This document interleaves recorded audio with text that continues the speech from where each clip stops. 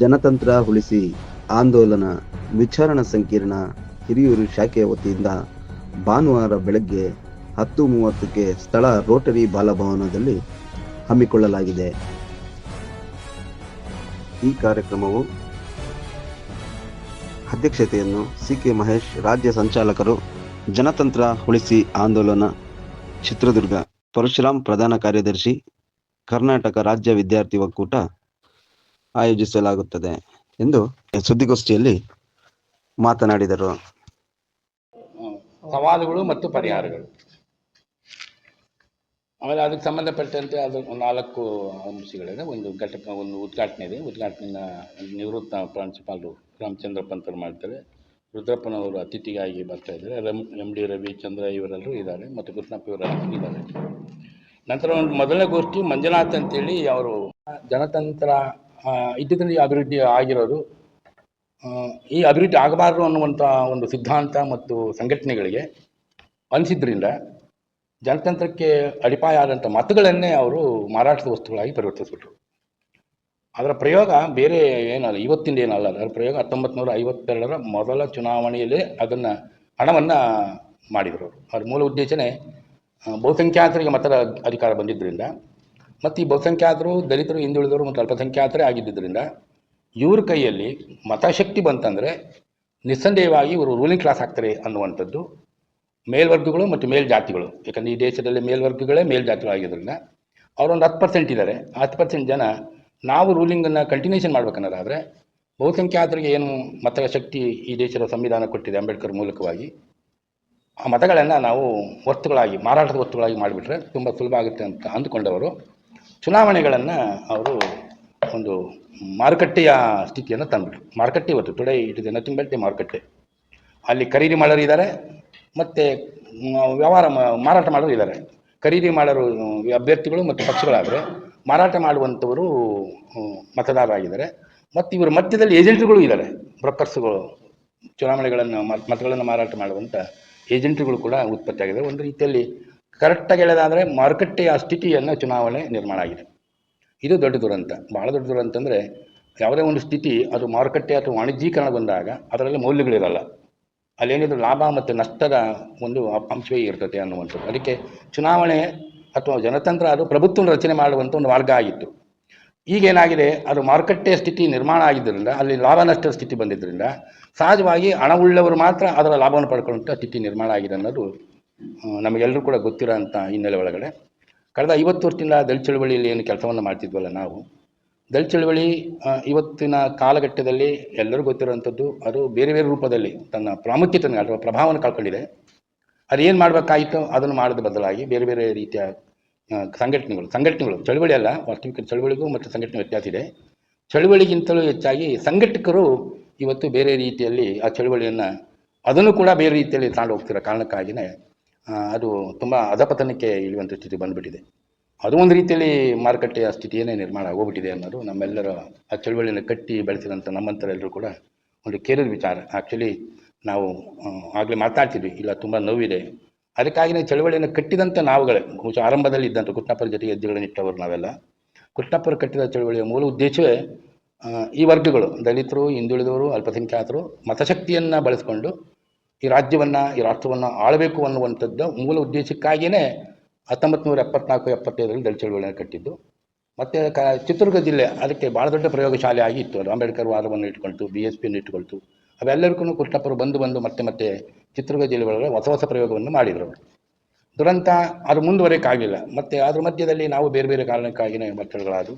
But ಈಗ ಜನತಂತ್ರವೇ ಹೋಗ್ಬಿಟ್ರೆ ಕಷ್ಟ ಆಗುತ್ತೆ ಅನ್ನೋದು ಗೊತ್ತಾದ ಮೇಲೆ ಇವತ್ತು ದಲಿತನಿಗೆ ಮತ್ತು ಹಿಂದುಳಿದವರಿಗೆ ಮತ್ತು ಅಲ್ಪಸಂಖ್ಯಾತರಿಗೆ ಮತ್ತು ಬಡ ಮೇಲ್ಜಾತಿಗಳಿಗೆ ಭಾಳ ಪ್ರಧಾನವಾಗಿ ಕಾಡಬೇಕಾದಂಥದ್ದು, ಭಾಳ ಪ್ರಧಾನವಾದ ಶಕ್ತಿ ಇತ್ತಲ್ಲ, ಅದು ನಿಶಕ್ತಿಗೊಳ್ತಾ ಇದೆ ಅನ್ನೋದು ಗೊತ್ತಿದ್ದರಿಂದ ನಾವು ಜನತಂತ್ರ ಉಳಿಸುವಂಥ ಕಾರ್ಯದ ಕಡೆಗೆ ನಮ್ಮ ದಲಿತ ಚಳವಳಿಯ ಮುಂದುವರೆದ ಭಾಗವಾಗಿ ಮಾಡಲ್ಪಟ್ಟಿದ್ದೇನೆ. ಆಮೇಲೆ ನಿಮಗೆಲ್ಲ ಗೊತ್ತಿದೆ, ದಲಿತರ ಅಂತಂದರೆ ಕೇವಲ ಒಲಮಾದಿಗರ ಸಂಘಟನೆಯಲ್ಲ, ಅದು ಸಮಾನತೆಗಾಗಿ ದುಡಿಯುವಂಥ ಎಲ್ಲ ಜಾತಿಯ ವರ್ಗಗಳನ್ನು ಒಳಗೊಂಡಿರುವಂಥ ಒಂದು ಕ್ರಿಯಾತ್ಮಕವಾದ ಸಂಘಟನೆ. ಅದು ಸಹಜವಾಗಿ ಈ ಸಂಘಟನೆ ಮೂಲಕವಾಗಿ ಅದಕ್ಕಾಗಿ ಆ ಉದ್ದೇಶವನ್ನು ನಾವು ಈ ಆಂದೋಲನದ ಹೆಸರಿನಲ್ಲಿ ಮಾಡೋಕ್ಕೆ ಶುರು ಮಾಡಿದ್ದೇನೆ. ಬಟ್ ಉದ್ದೇಶ ಮಾತ್ರ ಆರಂಭದ DSS ಏನಿತ್ತು, ಪರಿವರ್ತನೆ ಆಗಬೇಕು ಸಮಾಜ, ಸಮಾನತೆ ತರಬೇಕು ಸಮಾಜ, ಸಂವಿಧಾನ ಉಳಿಸ್ಕೋಬೇಕು, ಜನತಂತ್ರ ಉಳಿಬೇಕು ಅನ್ನುವಂಥ ಏನು ಉದ್ದೇಶದ ಒಳಗಡೆ 1974-75 ಕಾಲಘಟ್ಟದಲ್ಲಿ ಬಿ ಕೆ ಅವರ ನೇತೃತ್ವದಲ್ಲಿ DSS ಹುಟ್ಟುತ್ತಲ್ಲ, ಅದನ್ನು ನಾವು ಕಂಟಿನ್ಯೂಷನ್ ಮಾಡಿದ್ವಿ.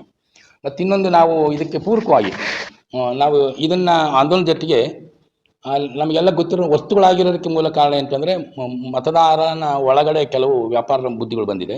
ಅವನ ಮೌಲ್ಯವನ್ನು ಕಳ್ಕೊಂಡಿದ್ದಾನೆ.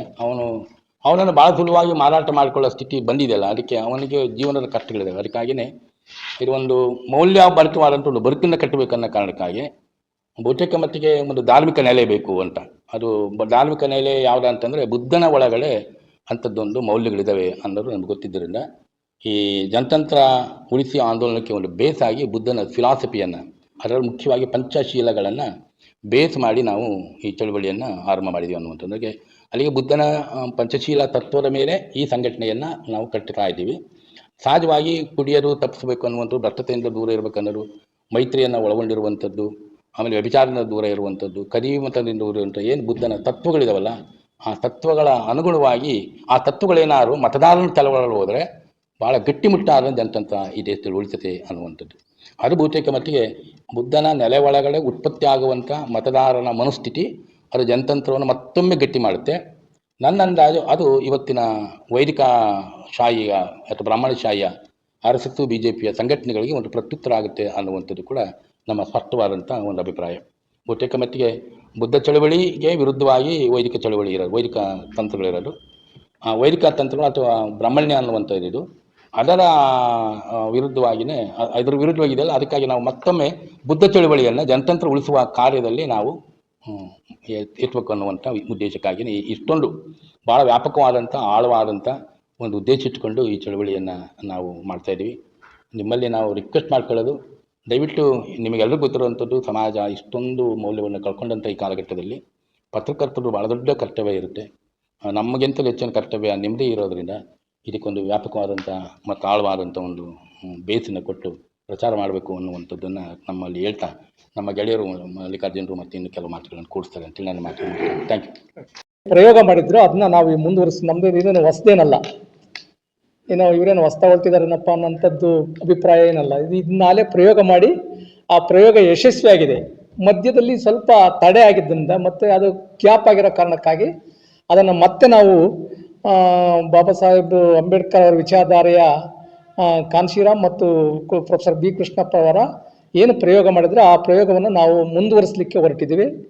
ಈ ಮುಂದುವರಿಸುವಂಥ ಈ ಎಲ್ಲ ಕ್ರಿಯೆಗೆ ಎಲ್ಲ ನಮ್ಮ ಹಳೆಯ ದಲಿತ ಚಳವಳಿಗಿರತಕ್ಕಂಥವ್ರು, ವಿಚಾರವಾದಿಗಳು ಮತ್ತು ಬಹುಜನ ಚಳವಳಿಗಿದ್ದರಲ್ಲೂ ಕೂಡ ಈ ಜೊತೆಗೆ ಕೂಡಿದ್ದಾರೆ.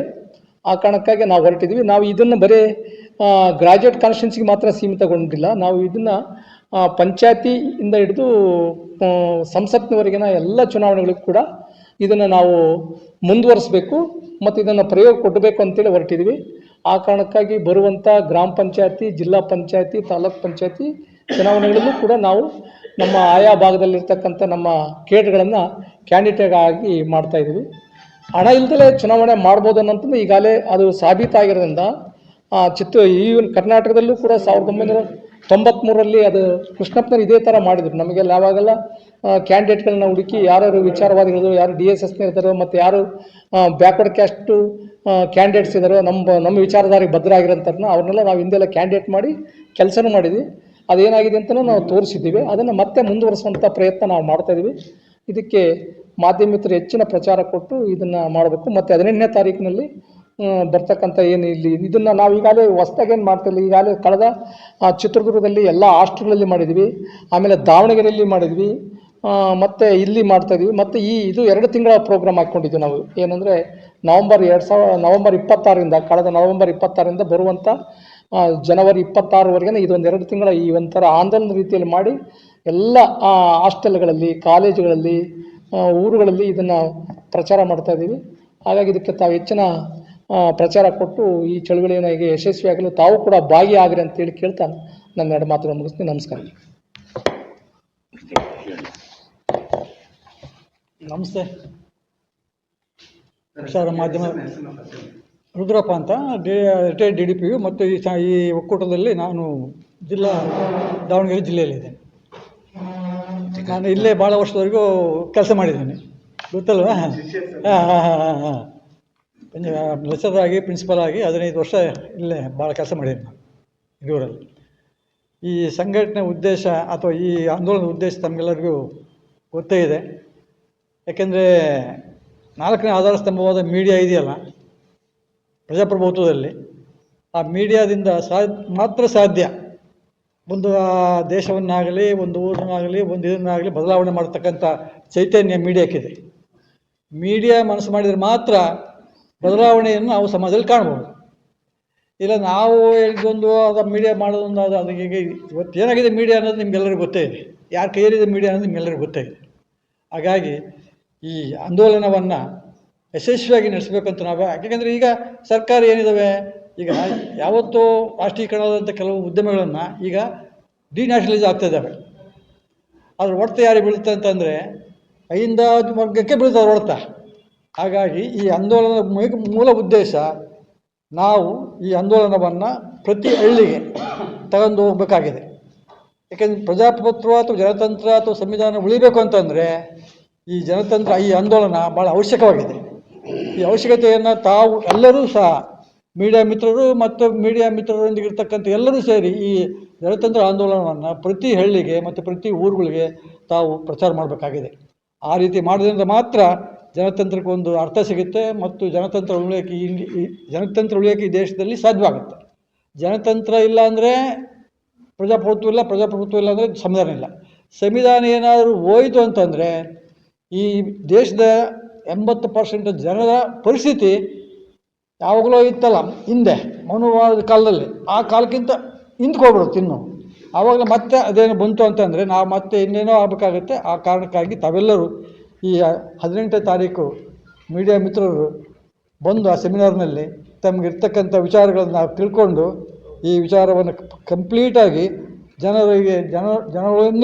ಜನರಿಗೋಸ್ಕರವಾಗಿ ಇದನ್ನು ಪ್ರಚಾರ ಮಾಡಬೇಕಂತ ಕೇಳಿ ತಮ್ಮಲ್ಲಿ ವಿನಂತಿಸಿಕೊಳ್ತೇನೆ. ನನ್ನ ಈ ಮಾತುಗಳನ್ನು ಮುಗಿಸ್ತಾ ಇದ್ದೇನೆ.